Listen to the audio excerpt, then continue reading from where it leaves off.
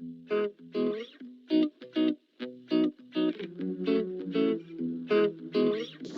to the Waterman College. This monumental landscape of opportunity holds Nigeria's finest boarding facilities, essential for building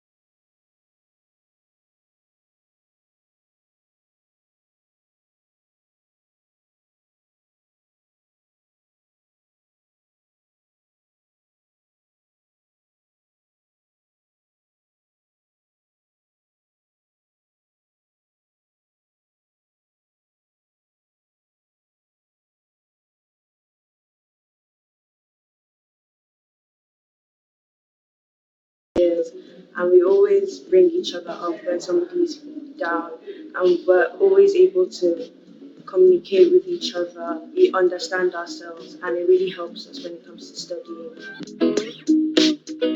What I love about boarding in Waterman College is the house team. There are three people in the boarding house who are always ready to help us with different things, like the matron for medical issues, the same way the assistant house parent helps us with learning and checking our books to ensure that we're doing up to full expectation. The house parent is always ready to call in the teacher to help us improve our academics, as well as to make us enjoy our stay here with boarding house activities such as parties and preps to make sure that we stay on focus. And also, I feel that it helps me a lot as a person in the school.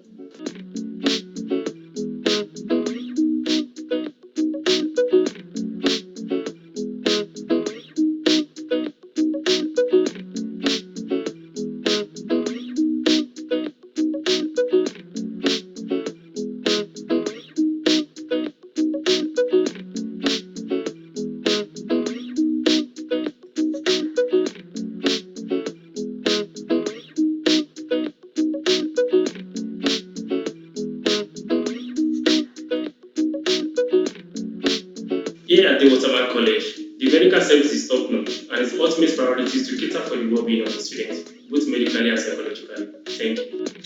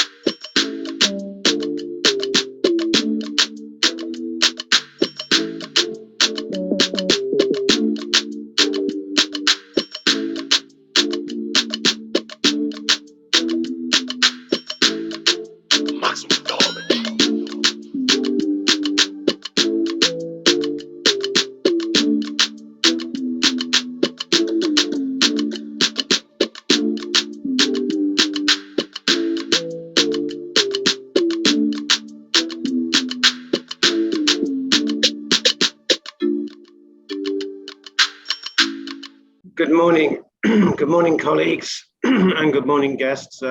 Thank you very much for coming along to this virtual open morning on Saturday. I'm hoping that there'll be some more who join us as we proceed through the open day events. In short, I will do a brief introduction about what we all believe Day Waterman College is about. And then there will be short presentations from the academic staff, the VP Academic, the VP Pastoral, and the heads of boarding. And then after that, any parents who wish to sort of ask further questions to the SLT can do so. So without further ado, let us begin.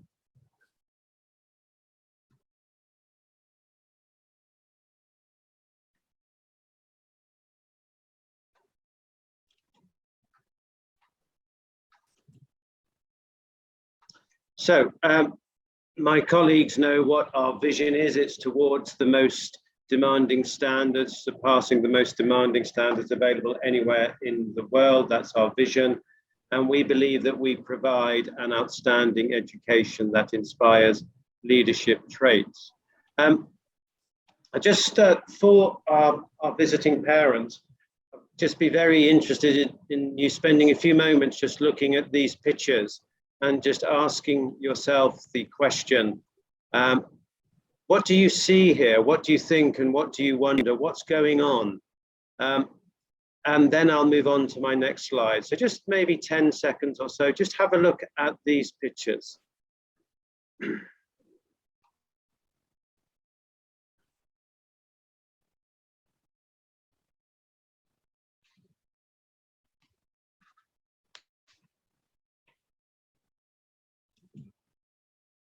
Now I'd like you to look at this blank screen. It's not quite blank. There is a sort of a structure there. It's the front of a building, obviously. But if you were to put together names for the foundation of this building, and then names for the columns, and then a name or names that would go in the plinth or the top, the pediment at the top, what would you be calling these particular parts of this building, this front of a building. And maybe it might be something along these lines. Just spend a moment, if you will, just 10 seconds or so, just looking at this slide.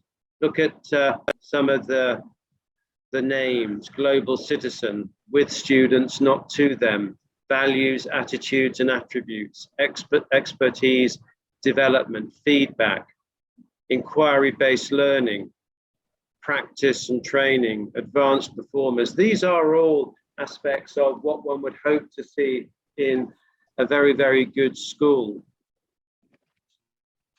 Now, let's try and put everything together. So we have our foundations of a building, and we all know that the foundations are really, really important because you build upon foundations, and our foundations have to be secure, have to be believed by all members of the community.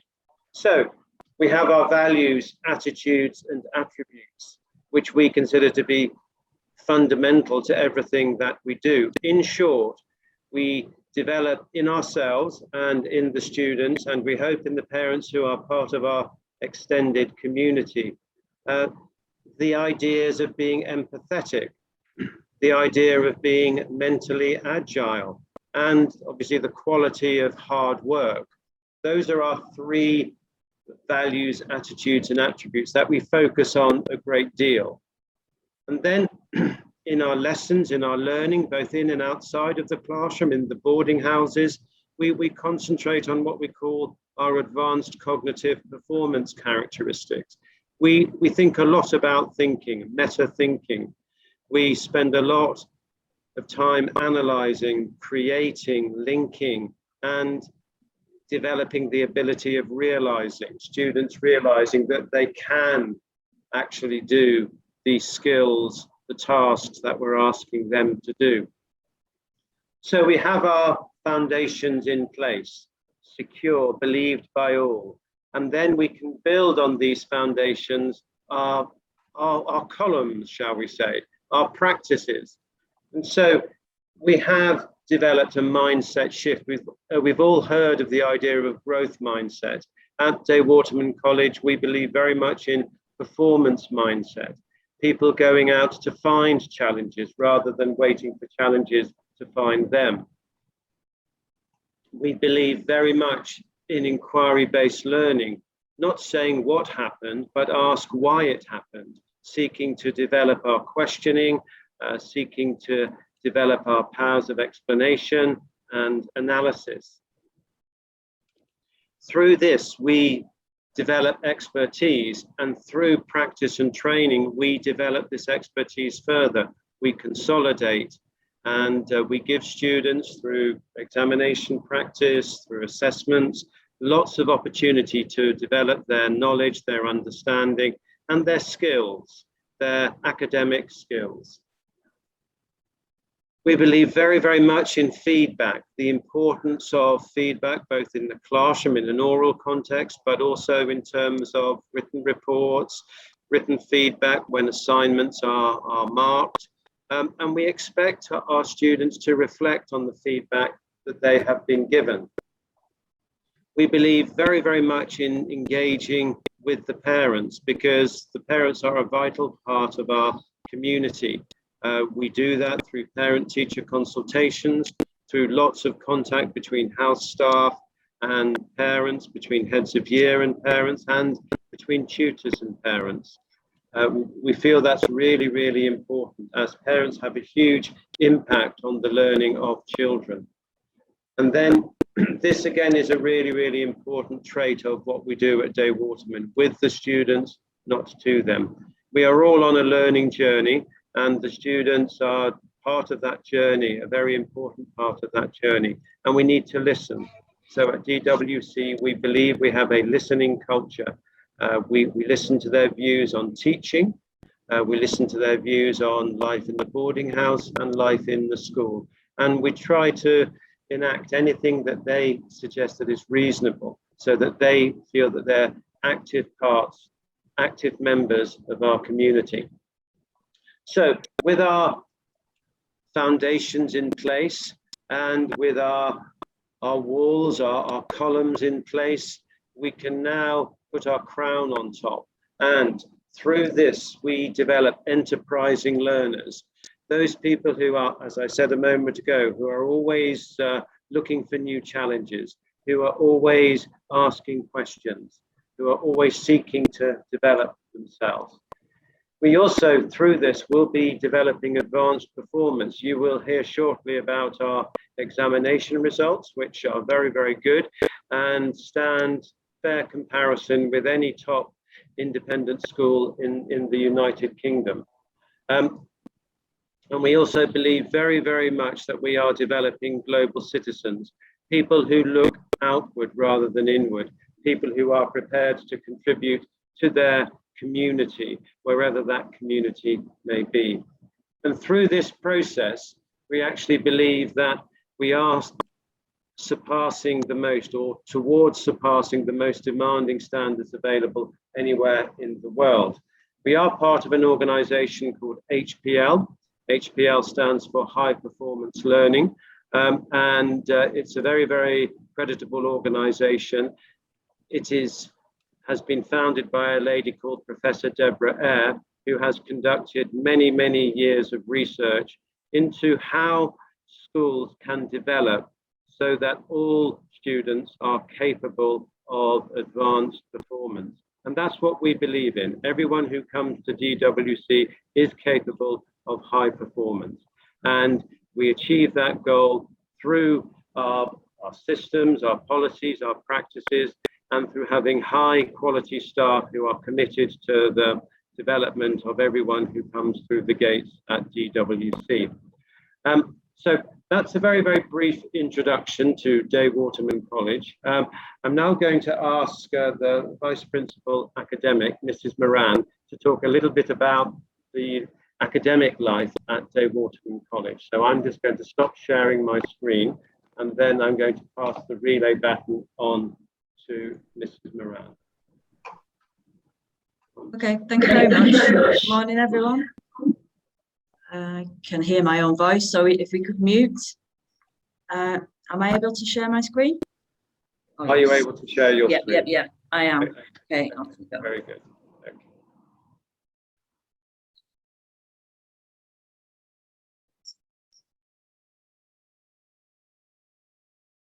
Okay, good morning, everyone. Thank you for coming.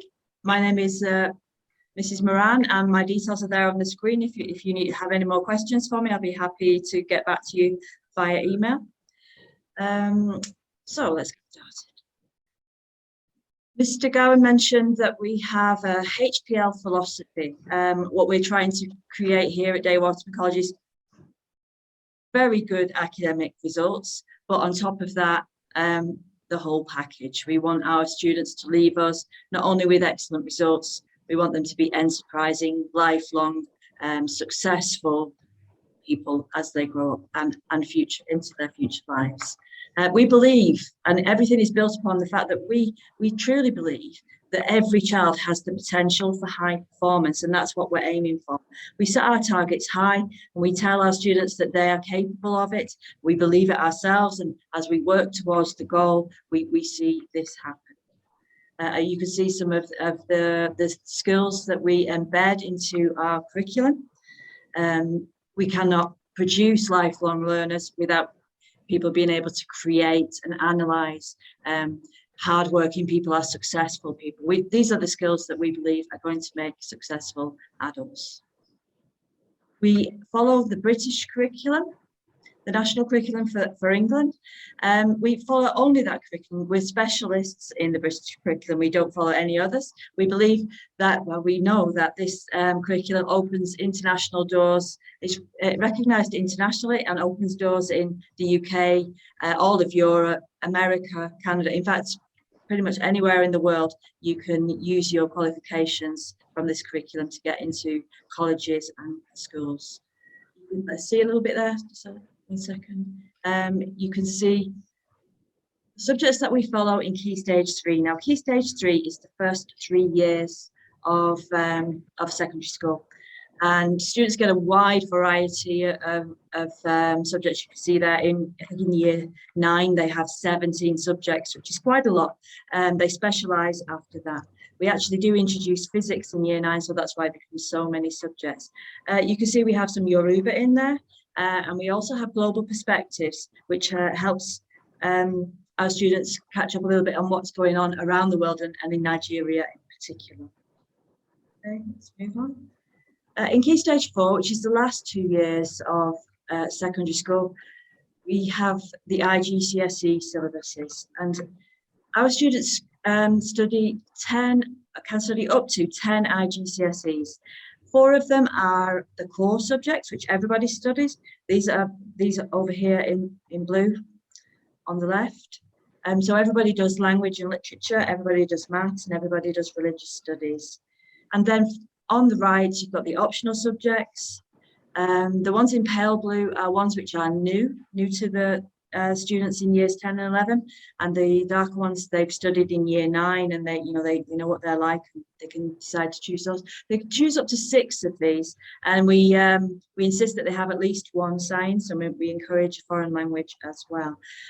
We use the exam boards Cambridge and Edexcel, both of them. And that's enough there. Okay, moving on.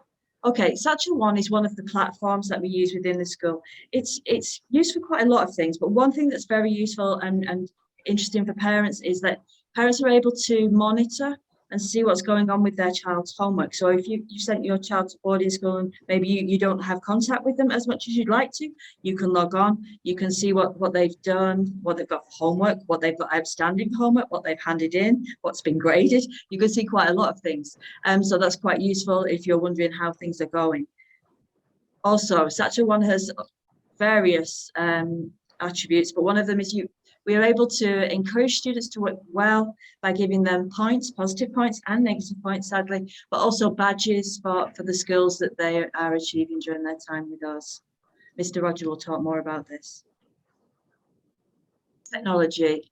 We have several other platforms that we use. Century Tech is a platform for maths, science and English. And it covers years 7 to 11. So all year groups can use this. What's interesting about this platform is it's adaptive. It molds itself to each individual pupil. As the pupil uses it more, it knows what they need to do to improve. And so it feeds them the next levels of what they should be doing. Obviously, teachers also can feed into Century Tech what they want the students to do. And we can monitor progress from the SLT. GCSE pod is more for the students in years 10 and 11. It covers all of the subjects that we do at Day Waterman College, apart from sociology. And so, yeah, in years 9 and 10 and 11, they can use this to basically go online and watch a very short video and then maybe do some questions and choose what they want to reinforce from the learning within the school. Microsoft Teams we use. This can be used for teachers to keep good communications with the students, and that's something that I use it for quite a lot. I speak to the students via Teams.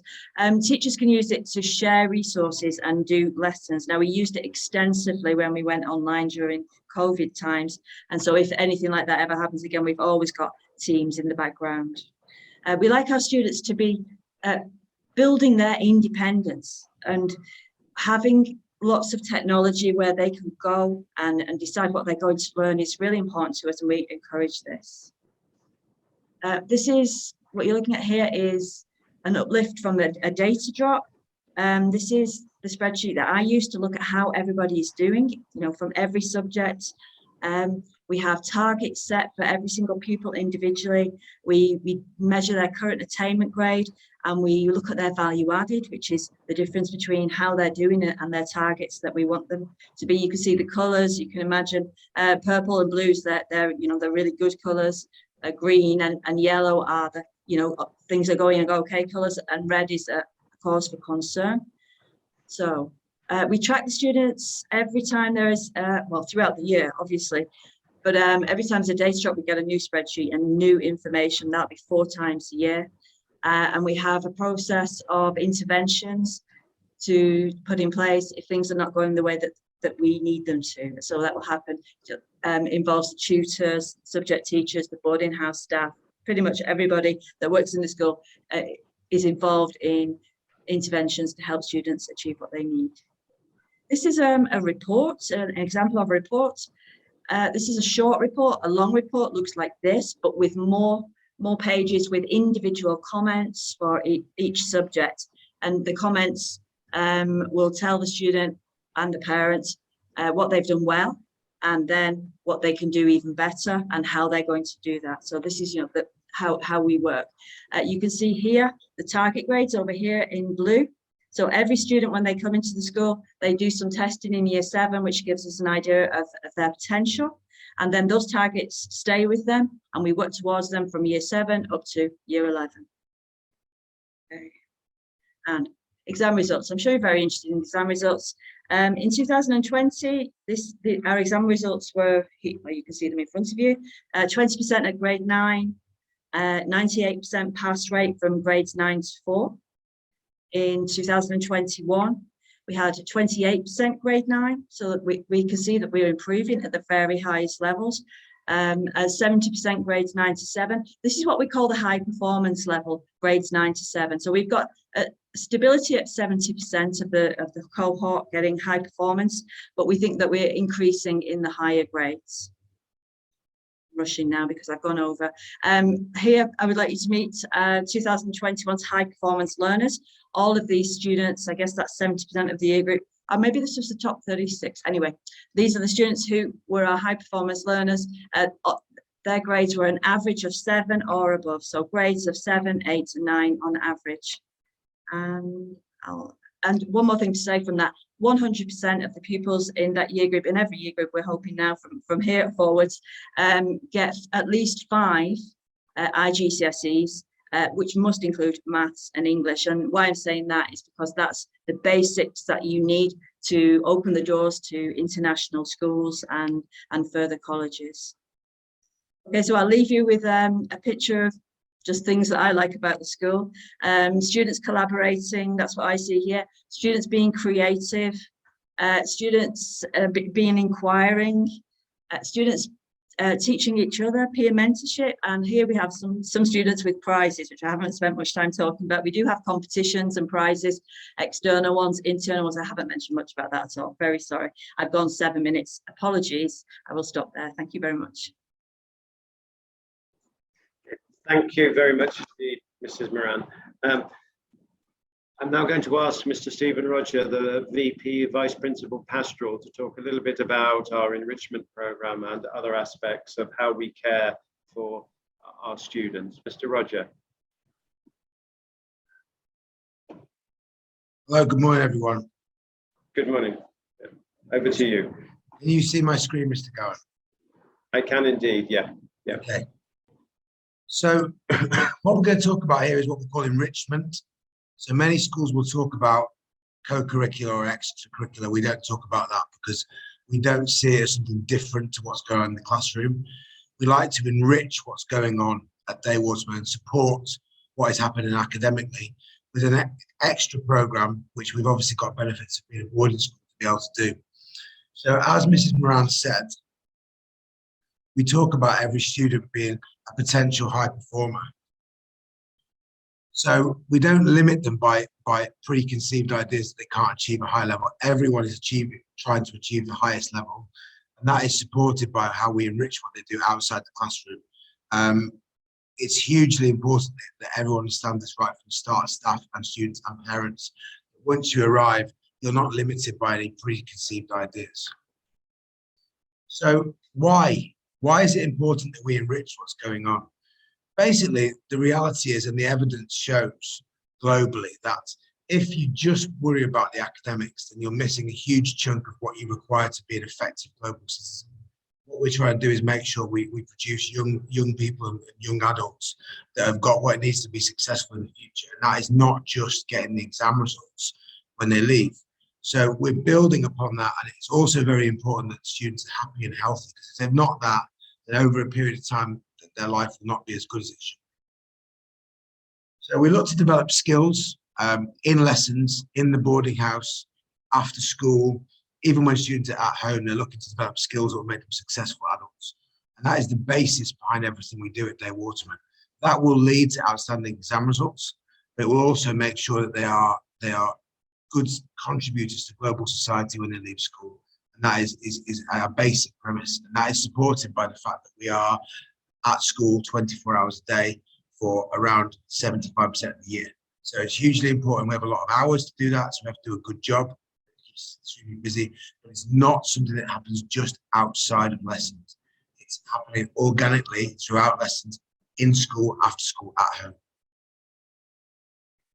So the skills are the same skills that Mrs. Moran spoke about before, and they're looking at cognitive skills, which means thinking, and also VAAs, which is the values, attitudes, and attributes. Now, a lot of that is supposed to be the main focus of pastoral care. However, it's all linked together. You can't take it apart. The skills of being a good human being and being able to think are intrinsically linked together, and they happen in different areas. So, for example, this picture here, they happen in football, they also happen in English lessons. It's not something that can just be seen as something that happens just in extracurricular. It happens in every area of the school. Throughout the school, we also think it's important to reward this and to log it. So they're going to get a qualification at the end of year 9 and also at the end of year 11 to show how successful they've been in various areas of the school. This will help them develop their CV when they leave school, but also helps us to write their references when they leave as well. It's important to log this over time, because if you imagine in year 7 and year 11, it's 5 years apart, it might be quite difficult for them to remember exactly what they've done over that period of time. But it's important that we find a way of tracking that to show what skills they've developed and maybe even highlight areas where they can develop further. So how do we deliver it? We deliver it in co-curricular clubs, in lessons. We give additional responsibilities for leadership throughout the school, not just in year 11. External competitions and external qualifications, for example, Duke of Edinburgh. At home is very, very important. We hope that they bring skills that they've used at school, at home, and through the rest of their lives, and within the boarding community and throughout school generally. These are the areas we look to develop. They're broadly based around areas that within the curriculum or within the COBIS requirements will make a successful school. We try to hit every area. So, for example, it's not just about physical activities and sport and music and art and drama. We're looking at Nigerian culture. We're looking at public communication. We're looking at the environment. It's a broader spectrum of what goes on to make successful adults. And this is an example of how we reward that. It's rewarded at 3 levels. So we've got bronze, silver, and gold. And the badges are given out on Satchel 1, which Mrs. Moran mentioned previously. And it gives an example here of the different reasons and different areas it's handed out. And over time, we also engage the students in developing this program. So it's not just about us. Mr. Gower mentioned on his first slide, this is with the students, not to them. It is their school as well as ours. And it's important they're involved in the process of developing the school. So the key word for what I'm saying here is to enrich what's going on. It's not about something extra. It's not on top of, it's with. So the skills we develop for life to be a successful adult are both academic, but also to do with our skills of learning, cognitive skills, values, attitudes, and attributes. Thank you very much, everyone. Have a great day. Thank you, Mr. Gowan.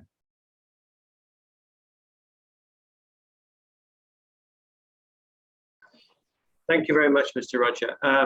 In terms of, there's a question regarding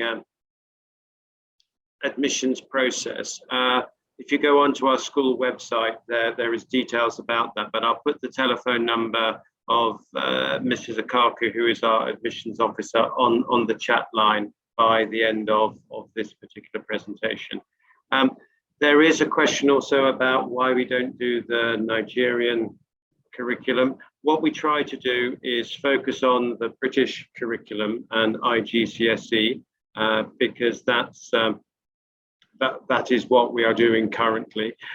In terms of Nigerian history and culture, we celebrate a lot of Nigerian literature in English, and in history there's a lot of Nigerian history taught, and obviously we value and cherish Nigerian values in all our practices. So thank you for both of those questions. Now, we're now going to learn a little bit about boarding life at DWC, and our two heads of boarding, Mr. Sam Leke and Mrs. Akban Lahore, will talk us through that. Over to you, Mrs. Akban Lahore and Mr. Sam Leke. Good morning. Can you hear me, sir? Yes, I can. Okay, good morning, everyone, and welcome. Parents, thank you for finding time to attend this session with us. My name is Sam Leke Abinwonu. I am the head of boarding for boys, and my colleague is Modipo Agbolanho. She's the head of boarding for girls. I will start speaking, and then she will conclude. We quickly want to talk to you about boarding at DWC. So far, a lot of information has been pushed out to you with respect to DWC, our mission, our vision, the academics, the pastoral, and then we also want to intimate you that number one thing that we consider at DWC is the safety of every child in this compound. Security is important to us, health is important to us, and the safety of every child and every member of the community. We are a British curriculum school, and then we follow the national minimum standard of British curriculum, and it's important that safety is given priority. We provide safe and secure environment to the personal and academic development of each boarding student. We reflect the best values of family life and incorporate them as much as possible into our environment. You see, their spirituality and their moral life is also important. At DWC Boarding House, they develop independence and then personal care, general hygiene, and then how to be self-disciplined. All of these things are part and parcel of what we provide at DWC. The structure is in such a way that we have 10 different physical buildings where kids are resident in different houses at a particular number, with certain number of adults who oversee them, who live with them, who take care of them on daily basis. We have for the boys, and then we have for the girls. And then we have two systems that we practice as it stands. We have the horizontal system and we have the vertical system. The horizontal system is largely for the new intake, those coming into year 7. We put them together in a particular house, and then they are cared for and then monitored as they come in and to develop. While the others to encourage and improve vertical integration amongst our students, we share them together in different houses and from different year groups based on friendship and family relationship, and to have an experience of what family life is away from their homes. Pictures before you are situations where we have kids from our boarding houses doing different things. You can see to my bottom left, I have somebody in front of the kids addressing them.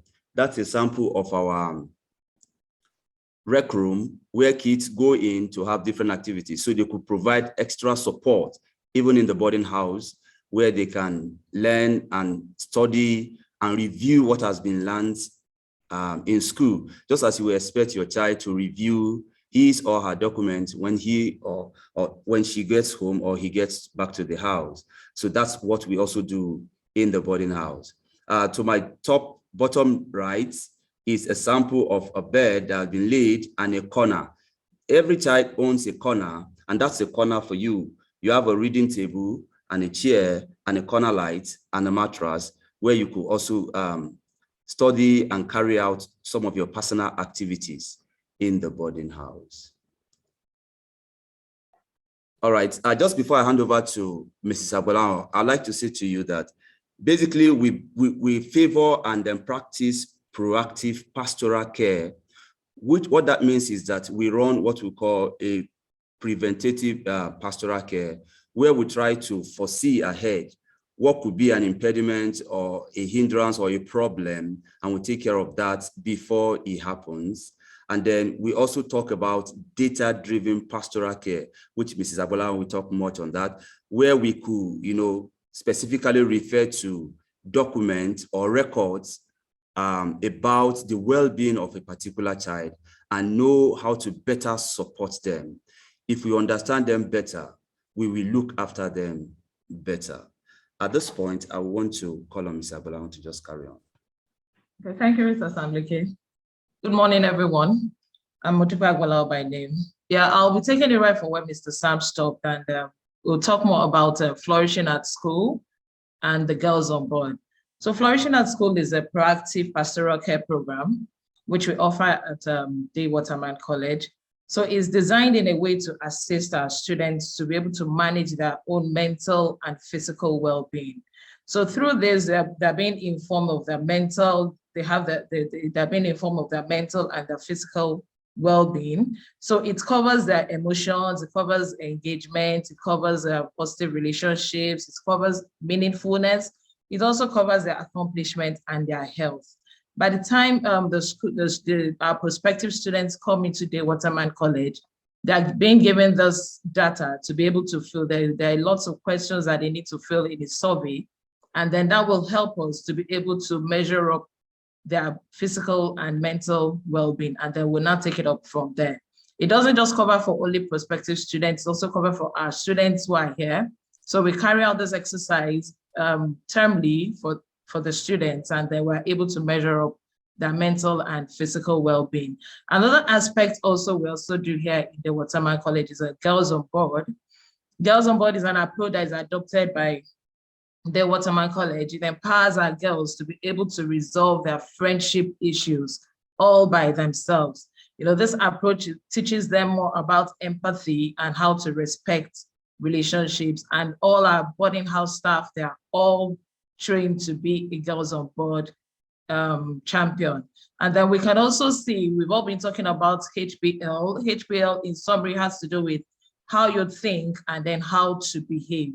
So our enrichment programs doesn't just end on the sport field. We also extend it inside the boarding house.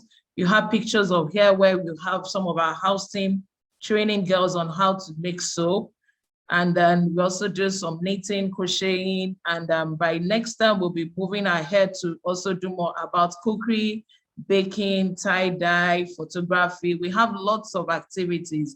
So this is just bringing up our VAEs, which has to do with empathy, agility, and then hard work. So HPL does not just end in the classroom, it also extends even into the boarding house as well. Yeah, my colleague, Mr. Sam, had already talked about the boarding house setup. So because of time, we'll already talk more about that. So it's here on the screen for you to see. In the boys' boarding house, we have 5 boarding houses. Also in the girls, we have 5 boarding houses. And most of all, we also take very, very much importance on the health and safety of all the students. So that's why every staff here in the Waterman, we all do our child safeguarding and our child protection trainings. So every one of us here are all certified as one. So thank you very much for your time. I'm sure in the breakout section, if you have most questions, we'll be able to answer that. Thank you very much and stay safe.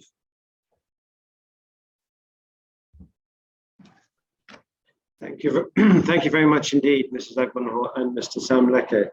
We're now going to have very, very quick subject briefings so that our guests can get a flavour of the activities that are going on in the classroom. So we're going to start off with English, and Mr. Bakary is going to lead us through the English faculty. Mr. Bakary, over to you, sir.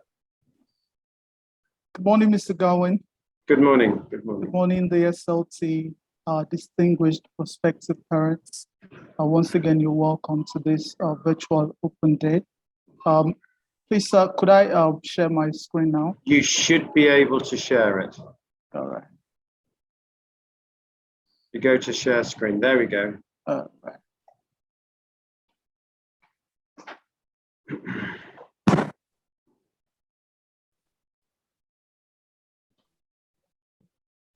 what we do at the English department at the Waterman College, and that would give you a glimpse of our activities. Now, first, I would like to start with our curriculum and objective. Basically, our curriculum, like Mrs. Moran said, is fashioned after the British national curriculum, and that offers very interesting and challenging learning opportunities to all of our students. Engaging lessons are presented to develop all of their skills that they would need to succeed in their future academic endeavors. Our objective basically is to help our students to hone their cognitive and functional skills, because eventually they would be able to engage meaningfully in the outside world, having gone through the curriculum. So they would use their listening skills to listen effectively. They would use their speaking skills to communicate articulately. They would have to be able to read proficiently and use all of these language skills. So more than the exams, we have their skills. So basically in the department, we offer English and communication skills in KS3. Communication skills, like I said, is just using their functional skills. We're building their speaking, listening, reading, and writing. Then in English, they read a variety of texts. They engage in activities that are meaningful to developing their literacy. In KS3, we offer English language. We also offer English literature, and all of the subjects offered in the department are compulsory. So at the end of the day, after KS3, after KS4, all students would have gone through the department. Our teaching approach. Yes, as an HPL school, we believe that all students can achieve. All students are achievers given the needed support. So our approaches are basically child-centered. We use a variety of teaching strategies to appeal to different kinds of learners. Visual learners, we have graphic displays, mind maps, we have graphs, we have all of the graphics that they can relate with visually, videos and all of that. So the audio learners also, we use a lot of multimedia resources to stimulate their learning. For the kinesthetic learners, we have a lot of role play, a lot of debate, a lot of activities go on to develop their learning. And apart from that, we have a whole lot of other activities that enrich learning. So the next feedback approach. Like the principal said, we believe so much in feedback for us to improve our practice and get the result that we want. So the first layer of feedback we get is from the students themselves. So we give them an opportunity to explore, we give them an opportunity to be curious and intellectually playful, to discover things themselves. And in the course of doing that, they could make mistakes. They may not get it right the first time. So they have an opportunity to self-evaluate, to self-regulate. They also get feedback from their peers. So we do peer assessment. So they could have their work assessed by other students. And that happens because all of our students are exposed to the success criteria. So they know what exactly they need to achieve a task. They know exactly what they need to succeed. So as they check out for that, that ensures that they are very well familiar with those criteria. And finally, the teachers also give feedback. And our feedback basically is in twofold. We want to tell them what has gone well. That's our WWW, what went well. And then we want to tell them how to improve on their work, even better. So feedback is very important to us to foster learning. Then I would quickly talk about our enrichment activities. We have debate, engaging students in reasonable thinking, metacognition. They get to use their skills. Spelling bee to promote literacy and accuracy in writing. Spoken word poetry, we just had one recently and it was quite fantastic. That helps our students to be creative. They are able to develop their fluent thinking. Then we have the short story competition, then the Model United Nations. All of these are enrichment programs which make learning meaningful at DWC. Then quickly about our resources, progress tracking and results. Now, Mrs. Moran has spoken a lot about our learning platforms.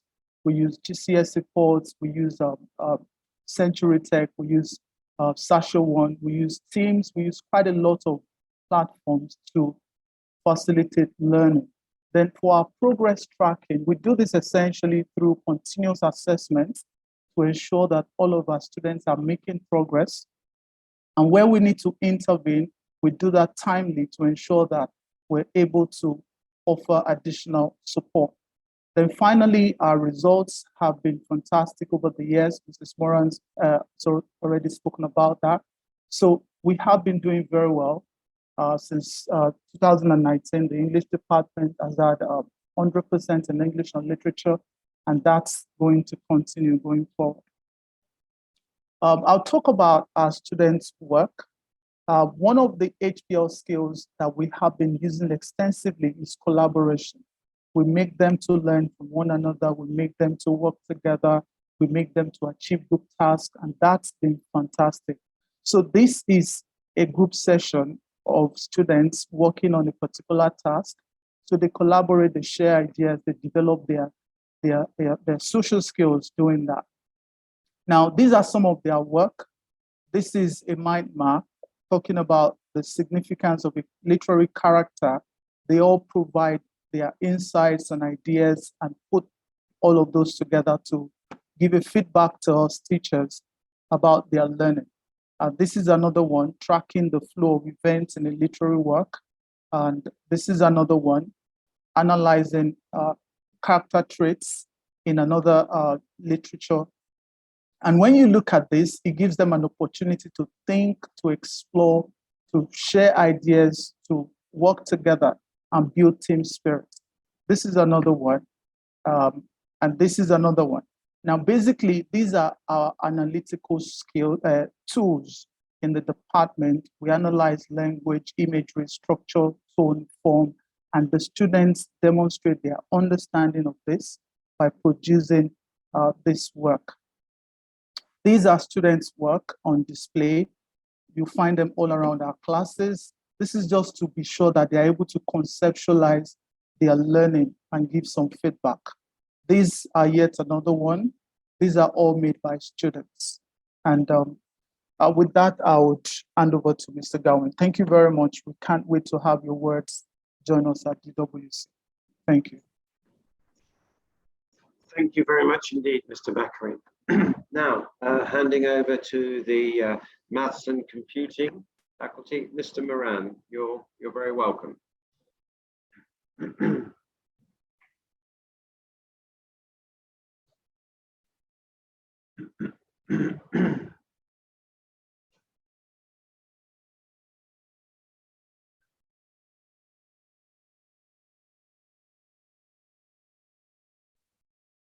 Can everybody hear and see my screen now?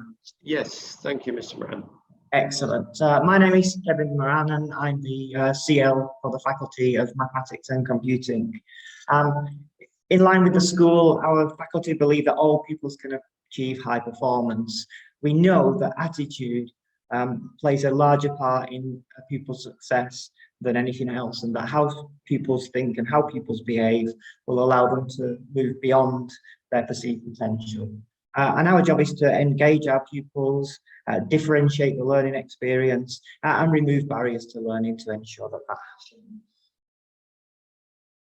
What do we offer? Well, we offer, in the Maths department, we offer Key Stage 3, all pupils do mathematics, and all pupils continue on to do mathematics at Key Stage 4, the IGCSE is obligatory for all students. We also offer further pure mathematics at Key Stage 4, which is typically done by a small number of students, say 10 to 15, who are really keen mathematicians and want to take that further. The computing side of the faculty at Key Stage 3, we offer a subject called computing, which is a combination of computer science, ICT, and just general digital literacy. So all pupils for 3 years are trained to use technology to maximum potential. At Key Stage 4, we offer 2 options, ICT and computer science, and we believe that these subjects can be taken individually or together, or for some pupils, they opt to take neither of those subjects.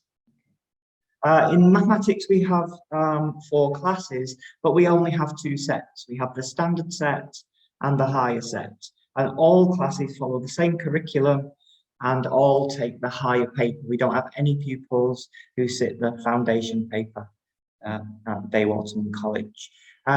The standard set and the higher sets operate in a very fluid way. Pupils, each time they do an assessment, pupil results are looked at, and pupils can move between the sets, so we ensure that the pupil gets the most appropriate education. By only having 2 sets rather than 4, we don't have sets 1, 2, 3, and 4. We feel that very low sets like set 4 can be highly demoralizing for students. What we do is we differentiate within the lesson to ensure that every child retrieves the appropriate challenge. Just a quick picture to introduce the department. As you can see, we have a variety of teachers within the departments. What do we believe in the department? Well, our department is very data driven. We use data to determine where the pupils are in their current learning, and this facilitates and plans future learning and setting goals. And when we talk about setting goals, we talk about the pupils setting goals. So pupils look at the work that they've done, look at the things that they've got correct, look at the things that they've got wrong, and set goals for themselves, which topics they're going to focus on to ensure that they make progress and improve success. We believe in individualized learning. Differentiation is a massive part of our department, and we're really sharp on making sure that pupils have the appropriate challenge. So even within a class, pupils could be working on different levels the challenge. We believe in a positive mindset. It's very important that pupils understand that it's normal when they're learning a new concept that at first they're developing the skills. They don't have them when they arrive, or we wouldn't be teaching them. And then they move from developing to become secure with that knowledge, and then hopefully excelling and eventually mastering that knowledge. To make this all work, pupils are given regular feedback, and they're expected to analyse their own assessments and set their own goals. And it's a cycle. Well, once they've done that, we get more data, change the individualised learning, continue to promote positive mindset, and on and on. Enrichment is a very important part of the department. We are off for extracurricular clubs, coding club, maths competitions, etc. But we also believe that enrichment happens within the classroom, and we've recently completed a maths week, which coincided with World Maths Day, where every pupil, every lesson of the week, were involved in group work and inquiry-based learning, and we extend this into the classroom throughout the year. So we believe that inquiry-based learning is a powerful way of learning and engaging with mathematics. Just very briefly, results. You've seen the whole school results and how excellent they are. Just to point out that mathematics contributes in a very positive way towards those whole school figures. And in fact, in those very top grades, grades 9 to 8, we significantly outperform the rest. And again, our high performance is at 75%, which again is higher than the whole school. And ICT, if you look at the high performance score, very closely maps the whole school. Okay, that's all from me. If you have any questions, I did put my email address at the beginning. I can whiz back to that. Please feel free to send me an email and I'll expand on any of those topics. Thank you. Thank you very much indeed, Mr. Moran. If any of our visitors would like to visit the campus, then you will see our maths murals, which are really amazing there, where all the maths classrooms are, and they really sort of show how maths is helping develop high performance learning. Okay, thank you. Now to Mr. Ogundana, our head of science. Mr. Ogundana, you're most welcome. Thank you very much, Mr. Gowan. Can you hear me? Yes, I can hear you, yeah. Okay, great.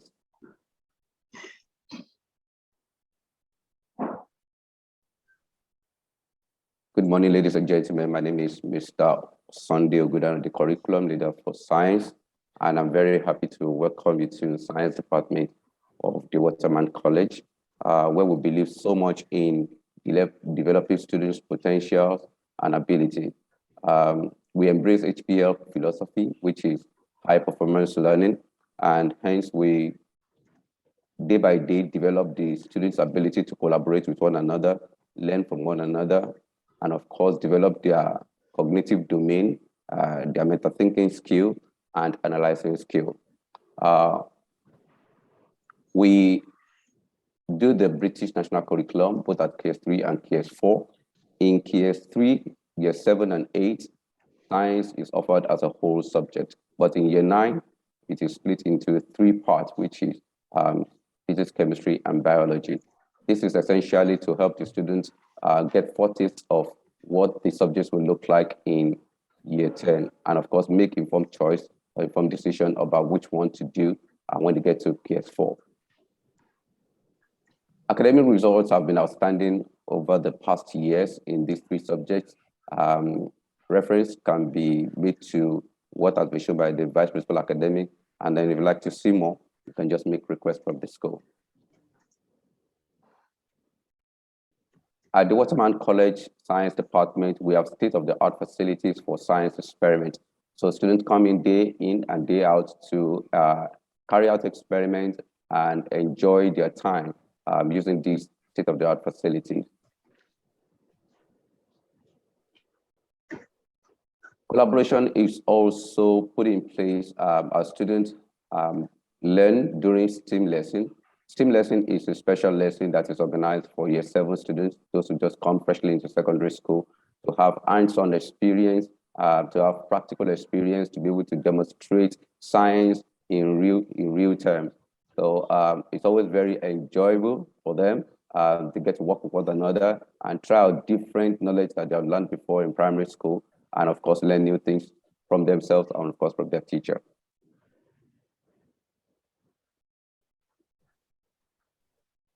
At the Waterman College Science Department celebrates the annual Science Day for Peace and Development, usually in the month of November. And at the Waterman College, this is a big time celebration for us. Students look forward to it year in, year out. And during this time, students engage in different kinds of competitions. One of them is science quiz competition at the 2 categories, KS3 and KS4. And of course, intercolor house competition also take place in different competitions. So at the end, winners are given trophies, as you can see on the screen. Over the years, Science Department has been able to win international awards in Kobe Science competition. As a matter of fact, it was won 3 times in a row by students, which is a very commendable achievement for us. Likewise, also before COVID times, nearly 40 students went on science trip to NASA Space Station in Florida. So we'd like to do science trip, if not for COVID restriction that we have in recent times. At the moment, Science Department is having a collaboration with an NGO that is poised to provide science education to internally displaced pupils, especially children. So Science Department of the Waterman College is trying to do this service to just help students who are been experiencing banditry, displacement in families, and as a result, disruption in their education. So it's one of those things we're doing to help the community in the nation. As you can see here, this is a pre-COVID open day at the Waterman College. If not for COVID restriction, usually this program comes up as a very big event because parents are invited with intending pupils to go around faculties and then to see what is happening. So our students would have been able to present you with interesting experiments and fun practical experiments that they have done before, and then of course impress you with the amount of knowledge that they have resident in them.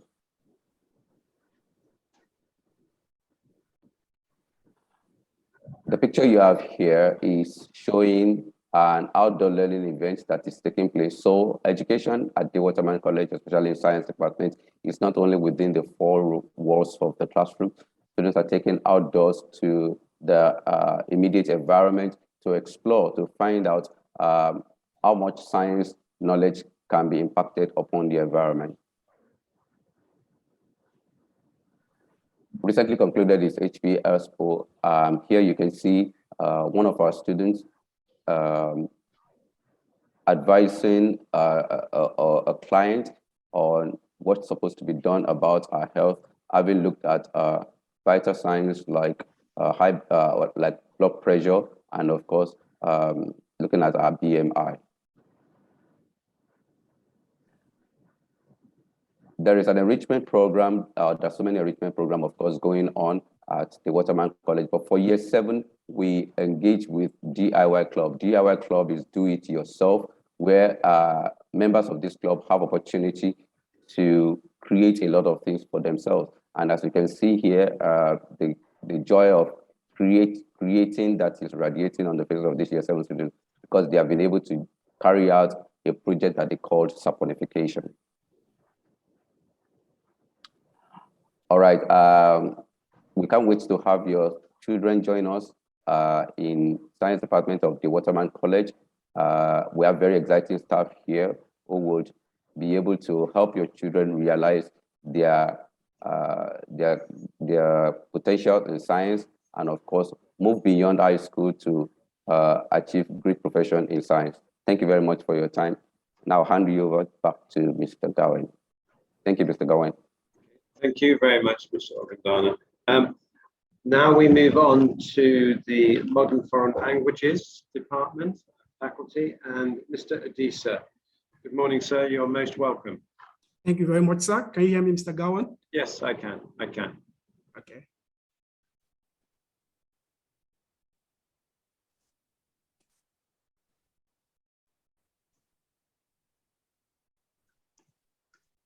Okay, I'm still waiting to be given the permission to share.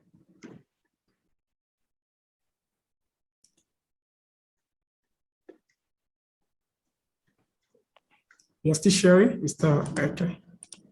Yeah, I think it's fine now.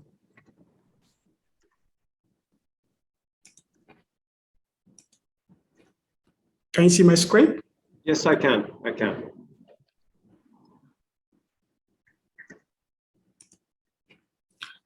Okay, so I would like to welcome again our dear parents. This is Modern and Foreign Languages faculty. You could see the building. That's actually one of the things that the Waterman is known for, our study facilities, because we believe in creating a conducive environment for our students to flourish. So here are members of the department, highly experienced, okay, in the language and also in the pastoral experience, because for many of them also, they have a lot of pastoral duties. And you will agree with me that the blend of these two is actually an asset for the department. Okay, this is just a quick overview of how the lessons planning look like in the department. We don't only assess content and also knowledge, we also assess skills. So giving opportunities to our students to learn a lot of skills as we pass on the knowledge of the language. So you could see many of the HPL skills here, being planned into the lesson. And these are also assessed at the end of the lesson to ensure that skills that are actually relevant for their future endeavors are being given to them to practice. Okay, in the department, we believe in engaging activities and collaborative learning.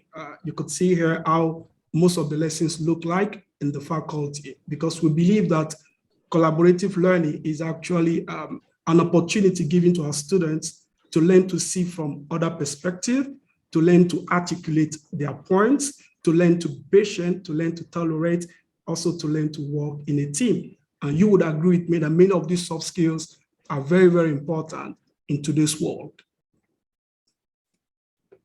Also, the use of ICT.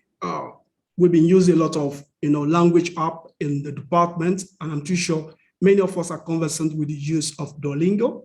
We do make use of them to consolidate learning in the classroom. We also make use of Kahoot, a very good app also to also consolidate learning, and it's quite very engaging and creates a kind of a competitive learning experience for our students in the learning of the language. Okay, Language Day, yeah, this is another event that the whole department and the whole school look forward to. It's actually an opportunity that the department creates for our students to showcase and shine in their linguistic skills. It's actually a platform day where students, get to engage in a lot of cultural dance, quiz competition, project presentation, very, very lively. So I look forward to receive your kids to be part of the next edition. Again, this is still one of them again. You could see so much of liveliness going on during that event. Okay, this is some of our students on a language trip in France, Disneyland to be precise, in Paris, because we believe as a modern and foreign languages faculty, that from experience, language immersion is actually one of the best ways of soaking the students into the language learned in the classroom. So we also give them first-hand information about the culture and also the civilization of the language learned in the classroom. A very, very nice experience for our students, getting to see the outside world, and also that exposure is also good for their mental health. Okay, again, the same thing here, our students in La Tour Eiffel and also L'Arc de Triomphe. Okay, not all in France, we also had it in Madrid. That was the last one we had in 2019, where our student went to Spain, also for a language experience, very, very exciting. And we're looking forward to starting this very soon because we believe that the restrictions around traveling is kind of getting more flexible now. So we're looking forward to receiving your kids for us to be part of the next language trip at the Waterman. I'm too sure that at the beginning of this presentation, Mr. Gowan got to talk to us about one of the pillars, and one of them is feedback. Feedback is actually very, very important. As a matter of fact, is a major pillar in the teaching and learning process. And this is actually how it takes place at MFL department, not only MFL, almost in all the faculties. So I would like you to listen to one of our students trying to share experience about how feedback has actually helped her to improve and become a better citizen. In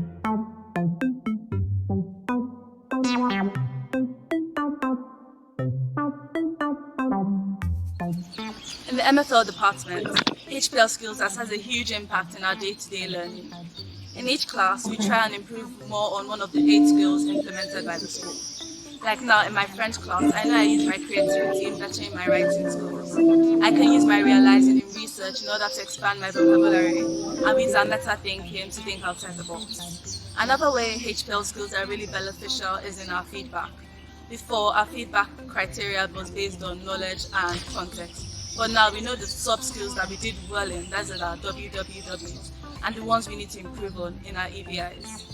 HPL skills also help us in the long run, as we are now more confident in ourselves, so our grades are improving, and we are now better citizens of our community as we implement them.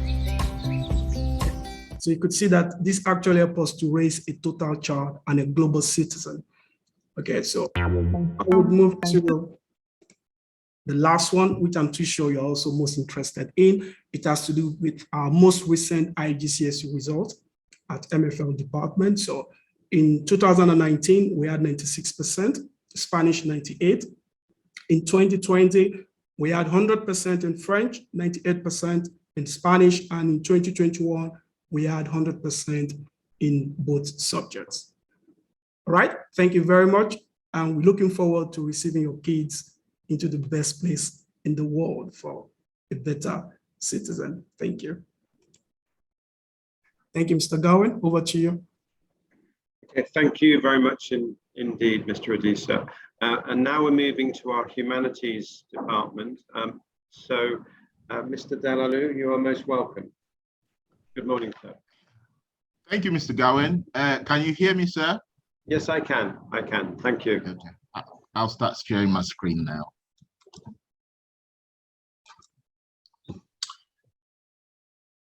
Good morning, ladies and gentlemen. Once again, my name is Mr. Adedelalu. That's my email in case you want to reach me. I'm the Director of Studies at the Waterman. I'm also the head of Humanities, the Humanities Department, sorry.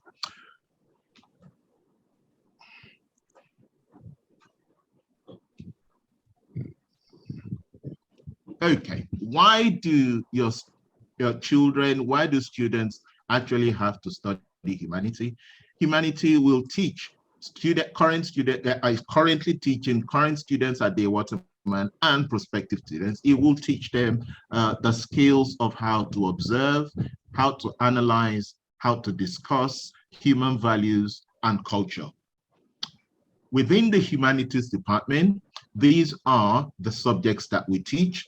Our subjects aim, in a nutshell, we mainly teach in the English National Curriculum subjects. So at Key Stage 3, for instance, we teach history, geography, religious education, global perspective.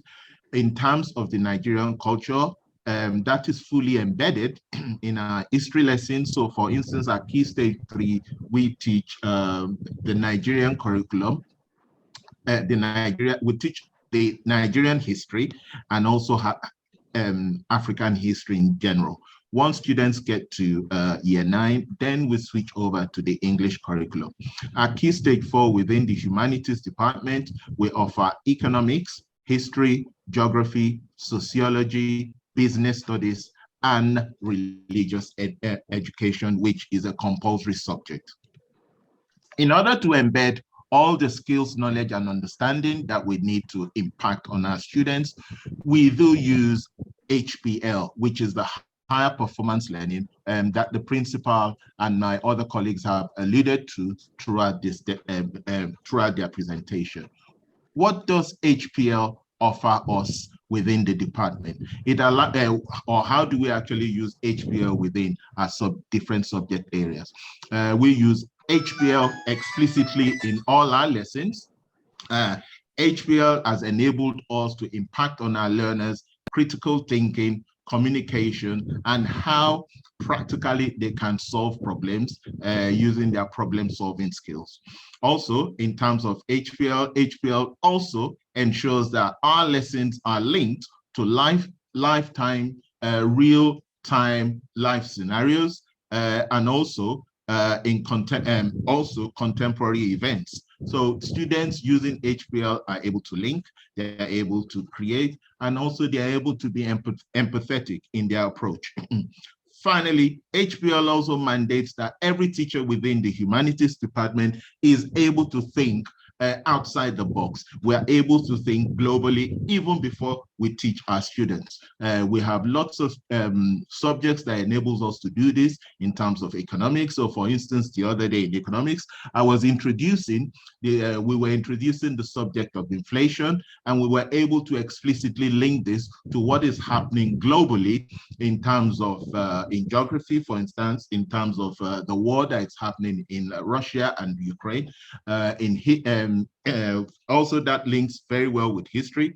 In economics, we were looking at the topic of inflation, and we were linking it to the inflationary figures, the new inflationary figures in the United Kingdom. Because students were asking me, for instance, they posed a question. They said, why is the cost of living in Nigeria rising so fast? And my best answer was to actually link this globally so that I was able to get them to research and find out the various inflationary figures in other parts of the world.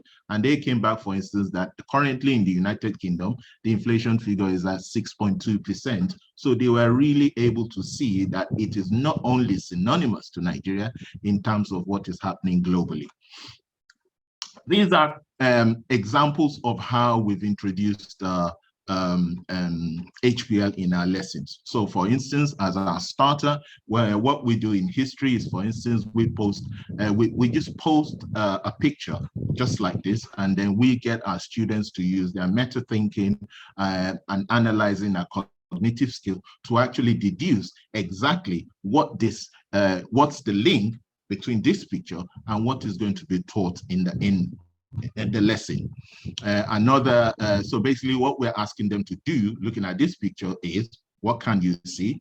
What does this picture actually suggest? And we could ask them, pose a question and ask them to explain the cartoonist message about the missing part. So the students are able to deduce, instead of us telling them precisely what will be taught in the lesson, they are able to deduce from the picture exactly what is going to be taught. This is another picture. Here, what we do is, again, this is in history. We tell the students to have a look at the picture within 5 minutes, and then we tell them to describe what they can see. Think about the negative side of the picture, and also what do they think the learning focus will be for today's lesson. Marking and feedback, just like my other colleagues have mentioned, is very, very key within the Humanities Department. What we do is we mark effectively, we mark verbally, we also get students. For instance, if you look at this image here, this is an example of a teacher within the Humanities Department in Geography. What she's done is she's given post-it notes to students, and she's getting students to actually explain precisely what they've gained from that lesson, or what could be better. So each student have gone around with their post-it notes, and they've actually they've picked out 3 good things they've learned in the lesson and what could be better. Again, this is an example of where we have effectively marked within the Humanities Department. In red, the students, just like the English department do, in red, the teacher has come up with what went well in the students' work. He or she is written in red, and the students have come back in green, responding to the teacher's EBIs, which is an even better if. So, and that could be seen. If we look at the bottom picture over there, that is the same scenario. The students have actually responded to the teacher's, and also to your far right, the teacher has again marked in red, and the students have been able to respond in green. Thank you very much, ladies and gentlemen. We're looking forward to having your word within our school. I've taught here for 4 years. I've been in this school for 4 years, and I've seen the school go from strength to strength. So you are definitely in a good place if you decide to enroll your students, your word in our school. Thank you very much, and we hope to see you soon. Thank you very much, Mr. Delano. Particularly interesting. I teach history in a former life. I taught history in a former life, and it's really good to see making thinking visible as an approach. Okay, so now we're moving on to the Performing and Creative Arts Department.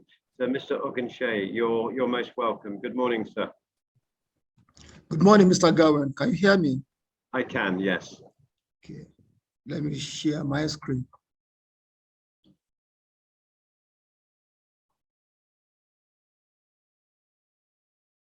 Can you see my screen? I can see your screen. So perfect. Thank you. All systems go. Okay, thank you. Yeah, good morning, SLT. Good morning, prospective parents. Igcse Syllabuses is my name. I'm the acting head, Performing and Creative Arts Department. In this department, we have the following units: the art and design, design and technology, drama, music, physical education.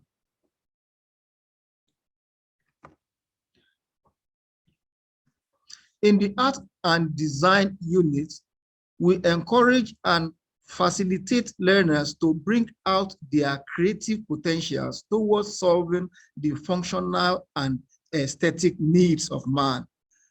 Here, Students explore varieties of aspects in art by painting, drawing, sculpting, textile design on paper, textile design on fabric, graphic design, and other aspects of art, where we encourage them to be creative, where they use meta thinking to link their previous knowledge in art and what they see in their environment to create beautiful artworks.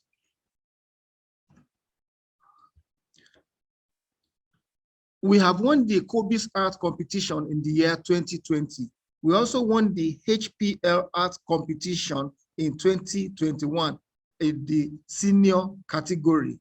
We have a well-stocked art gallery in the art center where we display works done by our students. Your child will be proud to display his or her work in our art gallery. The Design and Technology Unit. Design and technology is a problem-solving subject in DWC. We use systematic design approach to solve design problems through analyzing and creating. Here, students are given the opportunity to create new concepts, new idea, new design of equipment or tools which they could use. This they start by having a drawing of what they intend to produce, and then they start from the scratch, and then they now move into the workshop to get their materials. As we can see in the picture here, we have a standard and a state-of-art DT lab workshop where students could get materials, and of course they are well guided, they are well protected whenever they are working in the DT workshop. These are some of their products. They were able to produce shelves, shoe rack, jewelry box, desk tidy, game storage facilities, and so on. These are wonderful equipment which were produced by our students at the Design and Technology Unit. We groom students into developing self-confidence and enhancing their creativity in a more self-expressive way in the drama unit. Here, students do a lot of collaboration towards producing a drama skit or their production, of which they normally do whenever they have the lesson. Once in a year, we normally have a drama production, which is something everybody always look forward to. The music unit trains and harnesses talents for musical performances. Their scintillating presentation is an evidence to talent discovery at DWC, and they are proud to perform to the admiration of their audience. Here, students have the opportunity to train themselves and also guided by teacher in different musical instruments, ranging from the flute to saxophone, the guitar, the drums, the keyboards, and so on. A lot of them do perform during our programs. And we also have an orchestra that normally present their musical work whenever we have production. DWC Sports, a place where every child picks a lifelong sporting activity. Here at DWC, we have 3 standard football pitches.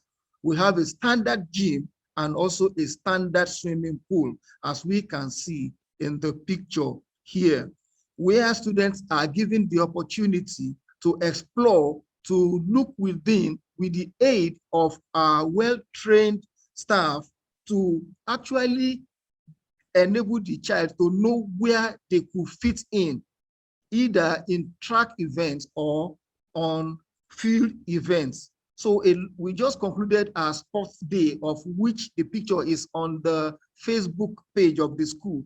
Please go there and see all the activities that took place during our sports day. The students were able to participate in several track and field events. We look forward towards bringing out the creativity and potentials in your child as you bring them to Day Waterman College. We are sure that with the intellectual playfulness we have in the department, the ability to link their previous knowledge to the present, and also for them to be able to analyze and realize their dream. Thank you so very much for watching. I hand over back to Mr. Gawain. Thank you very much indeed, Mr. Igcse. Now, dear parents, if you have any questions, then you are most welcome to ask, and we will seek to answer them satisfactorily for you. So, do we have any questions? Mr. Igcse, once you stop sharing your screen. Okay, sir.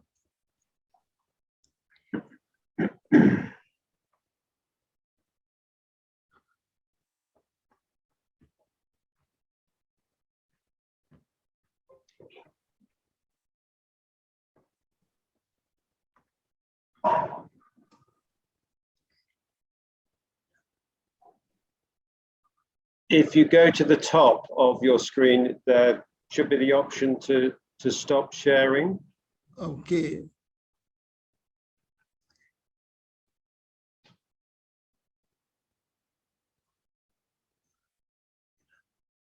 That's great.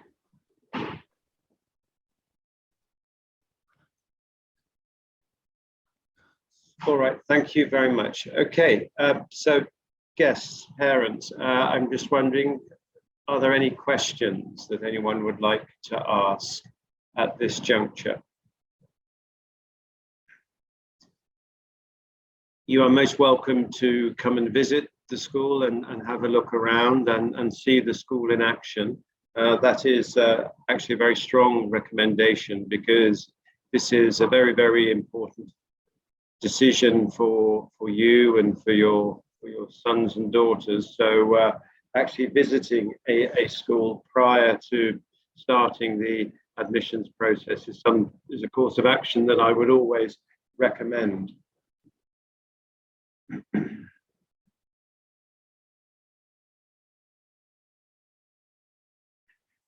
We are a member of the Council of British International Schools, as well as being a member of ASIN, which is the Association of Independent Schools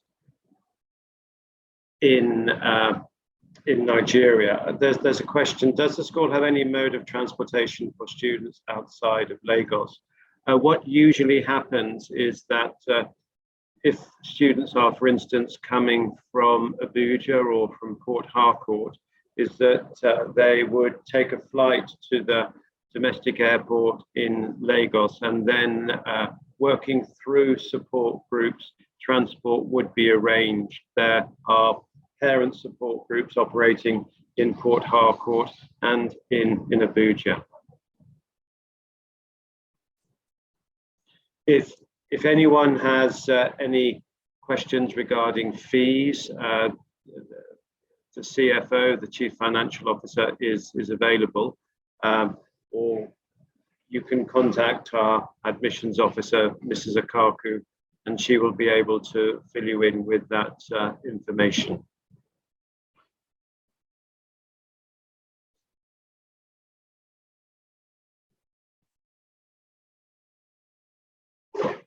Okay, it sort of seems as if we might hopefully have given you as much information as you need to go back and consider whether Day Waterman College is the right place for your son or for your daughter.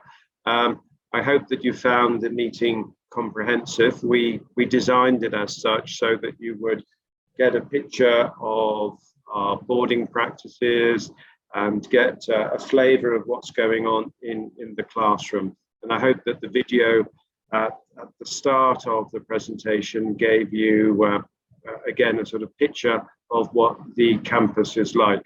Do please go to the website where you will find more information, and do not hesitate to contact the school if you do require any further information other than what you have received today. We have our Lagos office, as well as our admissions officer who works at the school. Excuse me, our admissions process is ongoing. So please do consider Day Waterman College as a school for your son or daughter, and also for you to join as part of the extended community.